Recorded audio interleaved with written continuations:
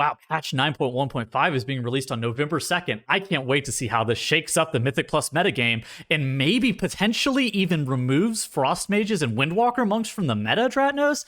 This is looking really good for Moonkin players. So, okay, the good news is those two specs are among the two specs getting balance changes this patch. The bad news is for you, they're both getting buffed, not nerfed. So, What? enjoy searching for those M plus groups. There's no way. They had to have seen how good they were. There's no way they possibly could have left them untouched. Yeah, so a couple months ago when we heard about 9.1.5, we were expecting to see a lot of tuning changes, right? They made mention of adjustments to underperforming talents. Haven't really been too many of those. For the most part, after the AoE cap removal has been announced, there's been just 2 or 3 more, I would say, small to medium-sized changes that are going to be coming as well.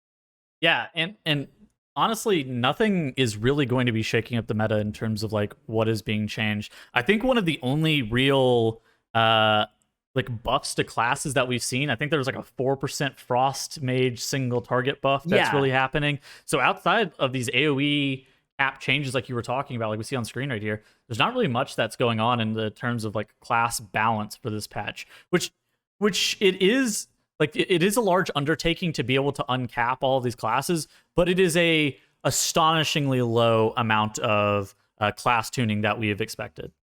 So, yeah, to run through things, there's a Fury Warrior single target buff. Yes. There's a Frost Mage single target buff that are coming. They're re-uncapping all the specs from BFA that were uncapped, but they're putting them on that soft cap instead of the hard cap. So it's about halfway between the BFA system and the 9.0 system in terms of how effective they are at extra targets. It becomes less effective as you get into really big pulls. But they have left one spec from BFA that was uncapped to be capped still here in Shadowlands, and that spec is Outlaw. So they are unfortunately, and well, Fury and Marksmanship were both capped in BFA in similar ways. So those ones are staying in their sort of semi-capped states with just the way their natural kits work. That's sort of always been true for those specs. But Outlaw is the one that used to be uncapped and is now still staying at that hard cap at 5. Yeah, so one of the big things about class tuning, and one of the things that I think people are complaining about more than anything else, is like, for one, a lot of these specs that were already good at AoE, being Frost Mage and Windwalker Monk, aren't getting any more changes outside of the AoE cap removal, except for like the Frost Mage single target buff. But like they're some of the best AoE specs in the game. They're getting better on AoE, and nothing's being done to kind of rein them in. And that's kind of left people kind of scratching their head, being like, all right, like, well, why is there no class tuning? There definitely needs to be more class tuning. And I think that PvPers more than anybody else have been like, bro, please nerf Windwalker Monk. Like, we are tired of this. So they did actually announce recently a PvP multiplier change to some of the Windwalker effects to effects like Bone Dust Brew. But whether it's enough remains to be seen. But I think a common line of complaint that I resonates a lot with me is that, you know, we've had 9.1.5 announced for a couple months now. It's been on PTR for quite a while as well. Last week we learned the date that the patch was going to come out, and since then we've started seeing a couple more of these changes. But you know, there was this sort of long period while it was on PTR, while this sort of testing could be done of these specs, when it didn't really happen, right? We didn't see the talent changes, the buffs and nerfs really implemented then, and now they're sort of pushing some in at the last minute. But it makes you wonder, like, is there going to be enough time to get everything that should be done in here? And are there going to be things that are done last minute that are bad, actually? And also, is there enough time to just test everything? And I don't want to be here just like complaining about like class balance, right? Like specific classes that probably need to be tuned. I don't think it's definitely like that. It's more of just an issue of like, should there have been more? And like, they also, like you were talking about, there are times where they're allowed to push things like this binding shot nerf that they pushed and have it be tested, have it feedback given on it, but they push it super late, and then they give like a notice like, oh, we recognize that binding shot has become a part of Hunter's utility package and want it to remain a powerful root that has a lower chance to break on damage than other effects. Sure, how it currently interacts is not like other roots. However, how it's interacted for the past 3 years has not been like other roots. So randomly nerfing it at a 0.5 patch with almost zero testing is something that has been heavily criticized, and it was almost immediately walked back. To their credit, they did walk it back, yeah. Yeah, and I think that it's reasonable to look at the 8-second doesn't break from damage route that hunters have and be like, oh, this is very different from the way other routes work in this game, right? And this is maybe something we want to adjust. But Sure. I think that doing this sort of thing earlier in the patch cycle would give them time to just iterate instead of just having to full revert. And maybe instead of we've got the damage number thing, just reduce the duration on it, or something like that, if they feel like it's too far out of line. Because I think the unique thing about it being this non-breaking route, if you aimed it properly, was a really cool thing about Binding Shot. So I'm glad it's going to keep that. But I would Yeah. understand if they feel like 8 seconds is too much for that. Well, in addition to that, I feel like if they wanted to hit Binding Shot, they should also hit the other abilities that kind of work in a similar way, whether that be Ring of Peace, whether that be Spear of Bastion, Ursul's Vortex. Those are probably the ones that are the most similar to Binding Shot with how just functionally utility works. Obviously, Binding Shot is really Yeah, powerful. Binding Shot is very powerful, but I think that there is a way to at least give more context with this developer note than what was given in this situation. right, and to me, I think the main thing is just doing this sort of stuff earlier in the dev cycle Yes.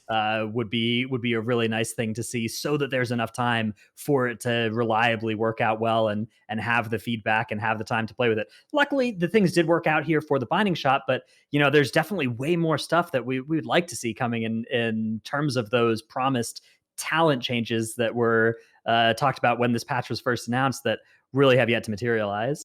So just talking theoretically, are there like should the top end of like specializations been nerfed? Is this like something that was too far over the line for your general liking, where some of these specializations, specifically in Sanctum of Domination, maybe should have been looked at?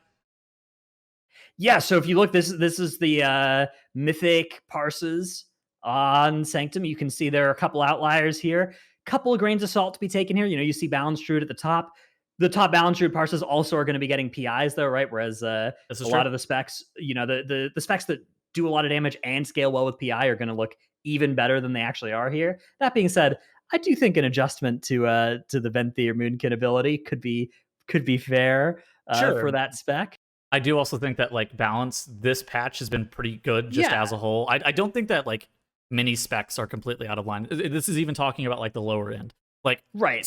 survival hunter, enhancement shaman by themselves, like without. Enhancement Shaman's really good. Yeah, I mean Yeah, that spec, if you're factoring in the Wind Fury it's bringing, is worth its raid spot. It's probably in that top 5 actually in terms of how much damage it's bringing, assuming you have a couple specs that make use of that Wind Fury.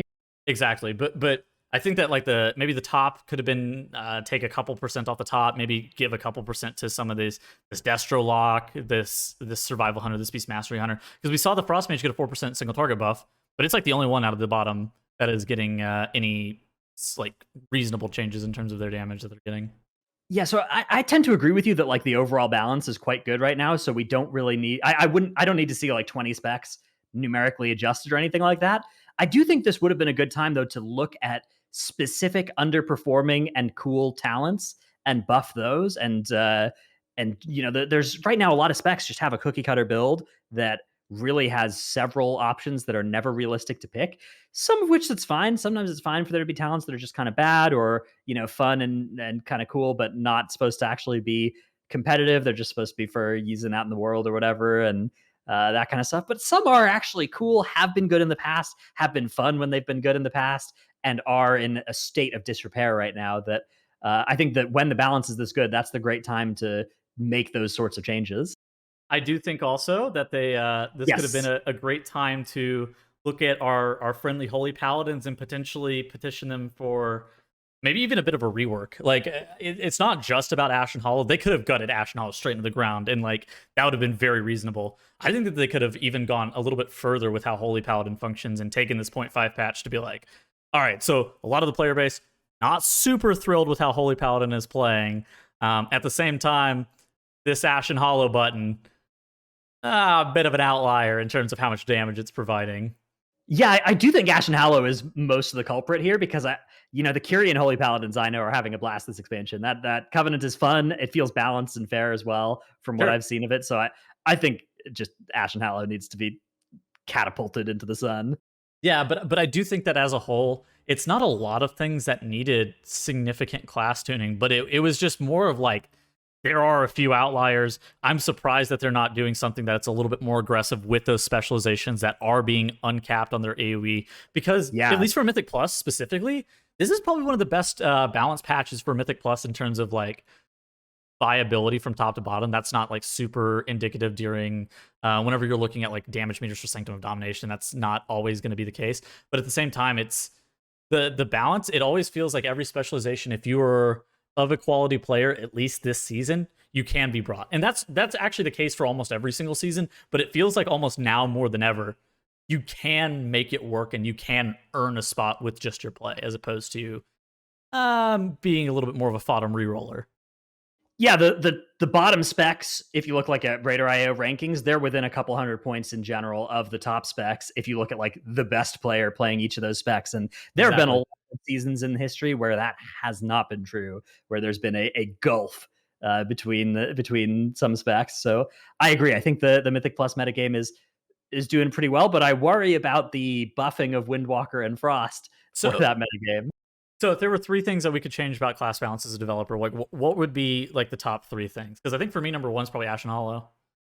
Okay, I think that's a fair number one. My number one is Dance of Chi-Ji. I'm going in there, and I would make Dance of Chi-Ji instead of being a random proc. I would have it every Fist of Fury. You get one Dance of Chi-Ji proc, like it happens as you press Fist of Fury or whatever. I think that for me, maybe like number two and number three is probably like bring up Enhancement Shaman's individual damage, cut Wind Fury by a little bit. I think that like them being this far down here kind of feels bad just looking at their damage. They're actually really good in situations where they're able to utilize a lot of their CDR, and there's a lot of stop DPS checks in Sanctum of Domination. So this could be just like a byproduct of like that situation where they have to stop DPS a lot and they aren't able to get great value. Because if you look at Guardian, they're probably not even that bad damage wise. But it's just like one of those things that I feel like their damage is just like a little bit lower than where you prefer. Yeah, where enhancement is here. Maybe bring them up a little bit. Then I think the third one for me is probably like the Vinther Moonkin needs to be the hair. I think that Vinther Moonkin runs into a lot of problems of like the covenants for the whole entire game are too bursty. It's not just like a Moonkin issue. It feels like every spec and every class that kind of has fallen into this category where they're all very cooldown based now. With how their covenant ability works, and everybody feels kind of like a fire mage with their combustion. Yeah, I think those are some great changes. To name some different ones, I would do. Feels a little greedy to suggest a tank one, given how good tank balance is right now. But I would buff Blood Death Knight damage. Specifically, I would give them some way of maybe spending runic power to do damage again. Bone Storm used to do that, but now it kind of sucks, and they don't really have any single target version of that. So I'd like to see that, not just for raid as well, but for holding threat in Mythic Plus. It feels like really an outlier in terms of specs that have difficulty doing that. Mr. Blood Death Knight, can you hear me from all the way down there? Can you please? Can you hear me? The other thing I would do, I would just uncap Outlaw. It'll be fine. I'm not even sure it would be better than Sub or even Sin were it to be uncapped, but it needs it so bad. Outlaw's crying, please. I think another one. Help. I think that like the Frost Mage, Frost. You said Dance of Chi-Ji is your Windwalker one. I think that's a Frost. Yeah, it's. I don't even think it needs like a mega nerf because it's like not great on single target as is. Its AoE is like its niche, especially its AoE to single target damage is very strong. I want that to remain a strength. I worry that it's going to become a problem with just how good it's going to be specifically for dungeons. And it's the way. The way Frost is scaling is their conduit scales really well with item level as well. Their icy propulsion conduit. So even if you think it'll be fine, this patch at 9.2, presumably, if we get that patch, if that ever comes, if the conduit levels go up again, a couple of conditionals there. But if the scaling continues in the direction it's going right now, they'll get even better at basically just permanent Icy Veins uptime. So definitely something on the horizon that's an issue. I think the single target buffs kind of made sense for that spec, but I think taking some of that damage now out of the other places, maybe adjusting how much CDR you get from Blizzard to your Frozen Orb, those sorts of things, could be a way to keep them in check in AoE. Just another like thing. How do you feel about Windwalker Monk being so dominant on AoE and so not great at single target? Like this is Guardian. Like, yeah, they are pretty far down there on Guardian. Yeah, I mean, I think I would prefer for them to be doing better better single target and worse AoE. But I mean, I think it's fine for as long as they're doing reasonably at both Huh. for specs to have a niche. But this is I starting to get a little bit in that outlier territory that does need some adjustment.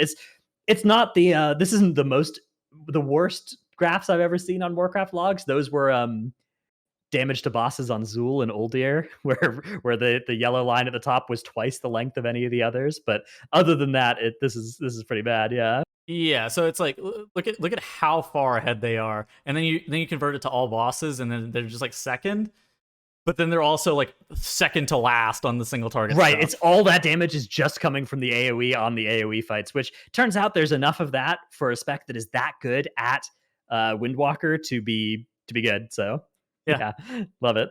and then you have Sylvanas. Something about Uh, Battle let's get uh, off this quickly.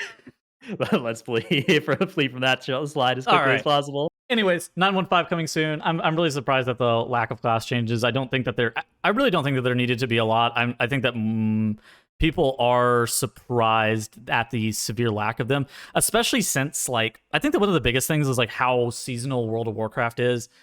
You kind of rely on these patches to be able to shake up the meta, more or less, and like it kind of like is in flux with like what is the best spec, what is the worst spec, and the player base is reliant on Blizzard to be able to tune that. And if you're feeling like your specialization, say you've been playing Fury Warrior, the whole expansion or something like that, hasn't been that great, you're kind of waiting for Blizzard to be able to buff that for you to be able to excel at Fury Warrior, whatever, right? The Survival Hunter, whatever your spec is. Fury Warrior. I mean, the auto attack buff for Fury Warrior is nice, so that'll definitely help. But Sure. I do think that more specs could use those sorts of little tuning hits, and I'm sad because I was hoping to see those during the PTR cycle of this, and we largely didn't.